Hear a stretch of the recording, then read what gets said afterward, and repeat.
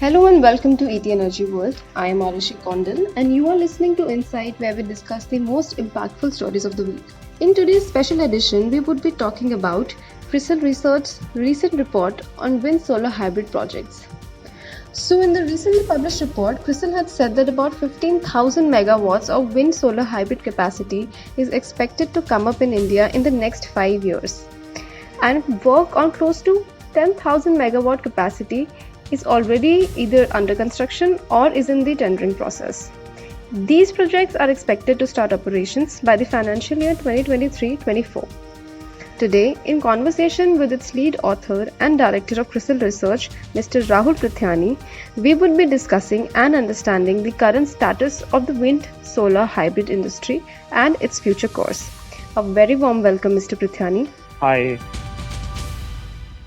So, Mr. Prithyani, tell us about the potential of wind-solar hybrid power in India. So wind-solar hybrid is likely to see some good potential going forward, considering that there is a need for round-the-clock power, and wind-solar hybrid is a relatively attractive option at a good pricing of close to 2.8 to 2.9 rupees per unit, which is fairly attractive. And we are seeing this translate into many auctions that are coming up and plans that we are seeing. We have had SECI going in for auctions. In addition, we have state like Maharashtra and AP that have also, announced auctions. And already as we speak, there are about 10 gigawatt worth of projects which are underway for implementation. Also, over the next 4-5 years, at least our expectation is we are likely to see close to 15 gigawatt worth of commissioning in the wind solar hybrid space. Who are the main players and which tenders are active currently? So the main players in the market would be some of the players who've been awarded like Renew, Greenko, Adani Solar, SB Energy. I think all these players have been awarded some projects and they and repeatedly keep bidding for projects. So right now, I think we have SECI RTC2 auction, which is active. In addition, we also have the railways auction, REMCL's auction of about 140 megawatts, which is active. And in addition, we have, as I discussed earlier, we have further plans from SECI for auctioning, and the states of Maharashtra and AP are also likely to be active going forward. Okay. Going to our next question. How much is the cost involved in such projects? And if you could also give us an idea about whether there will be any impact of the COVID-19 pandemic regarding financing options of these projects. So typically the cost involved in the wind solar hybrid project is in the region of 4.5 crores per megawatt roughly. This compares with wind as well as solar. So typically wind will be more in the region of 5.2 crores per megawatt, whereas solar would be at a much lower 3.8 crores per megawatt respectively.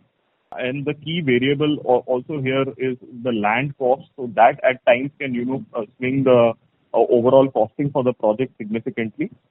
As far as availability of funding in the post-COVID scenario, I think like all major sectors in the near term, there could be some issues that one could see, in terms of actual financial closures coming through. But clearly going forward, we are expecting this segment to be relatively less impacted by what is happening and funding availability to be fairly strong. Given that, it is a fairly attractive mode in terms of pricing and the economics is in its favor. So by and large, the overall renewable energy space should be able to get funding going forward too. And many of them have been able to raise equity through support of certain sovereign wealth funds who have invested in many of these entities. And that should continue to be a support for future fundraising. And we do not foresee too many challenges after the near-term challenges are resolved. Mr. Prithyani, can you tell us about the challenges faced by these hybrid projects? So like both solar and wind projects, I think they have certain common set of challenges that you face. Many a times, availability of good wind sites continues to be a problem for some of these projects. Also, land availability in pockets can be challenging. Also, there is an issue of grid balancing at times and transmission corridor availability, which can be a problem. So in pockets, some of these problems which are there with the overall renewable energy space do also, impact the wind solar hybrid space. Thank you, Mr. Prathyani, for joining us today. That will be all in today's episode of Insight. Keep watching this space for more. Thank you.